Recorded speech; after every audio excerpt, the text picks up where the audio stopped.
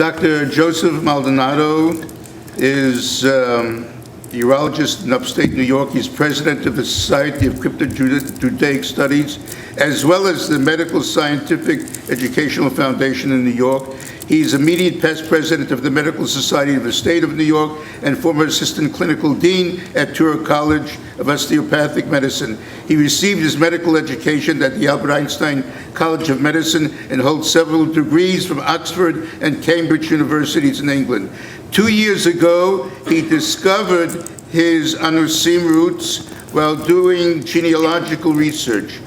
I'd like to have Dr. Maldonado come here, please. Tell a story.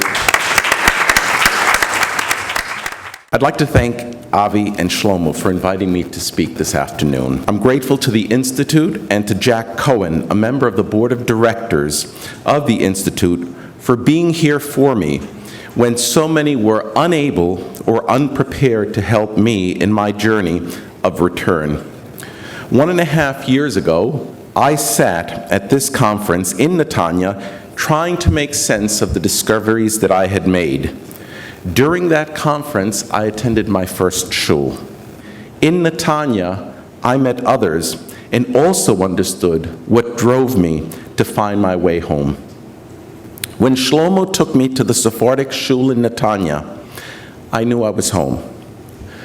My mind understood no Hebrew, but my heart and soul understood it all. But how did I get to that point in Netanya? I was born in New York City. My parents were born in Puerto Rico. My father was born in a coastal town called Manatí. My mother was born in the interior of the island in a town called Utuado. And so the early years of doing my research, it was collecting family stories and then taking these trips to the island and taking trips to Spain and doing research in the civil demographics offices and the Catholic churches. And somewhere in the mid-2000 to late 2000, I started focusing a little bit on my mother's genealogy, made some inquiries on my mother's maiden name, which was Marrero, and a fellow named Harry Stein, who ran a website named Sephardim.com, writes back to me and says, "Oh, your mother's name is Sephardic." So I put it in the back of the list and didn't do a whole lot on that, was curious about it, and periodically would hear something, would explore. But it wasn't until 2 years ago I stumble upon a tree, and that tree takes us back to the 1500s.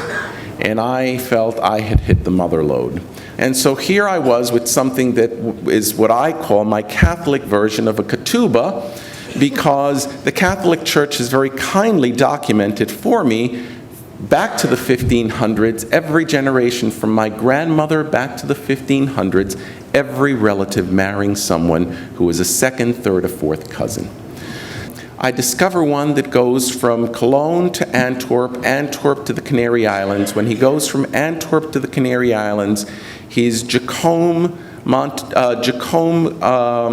Grunenberg, who in the Canary Islands becomes Jacome Monteverdi. The same name, just translated into Spanish. Jacome Monteverdi is one of my ancestors. Jacome Monteverdi wound up dying in Seville, awaiting for the Inquisition. He was accused of having made comments about the God of the Hebrews who made the wonderful skies, and the second accusation launched against him was the fact that he did not go to Mass on a regular every week, and therefore he must be a Jew. And so he wound up dying, awaiting trial. His son also died in the Inquisition. So all of these things, the question was, what do I do about all of these discoveries that I made? You know, does discovering that you had ancestors who had these migratory patterns, the names that were Jewish names, ancestors who had gone through the Inquisition, is that any different than discovering that your name is Norwegian or that you're Norwegian? You know, why do you need to do something about this? And most of my friends said, Joe, you're Joe. You know, just you're Joe. You don't need to go changing religions or doing anything about this. And so for me, it was a question about, what do I do about this? And as I sat and I read some of the stories of what people had gone through, I came back from Israel, came back to New York, and I said, if I don't do something about this, and what I have said is that what the Inquisition did to my ancestors is fine by me. I have to make a personal choice about what I do in response to what happened to the Inquisition. And my choice was to make a return. I decided that I would make that return via the Orthodox route. And I did this, and this May, Rabbi Pesach Krohn, who's very well known to some of you, did my Hatafat Dam Brit.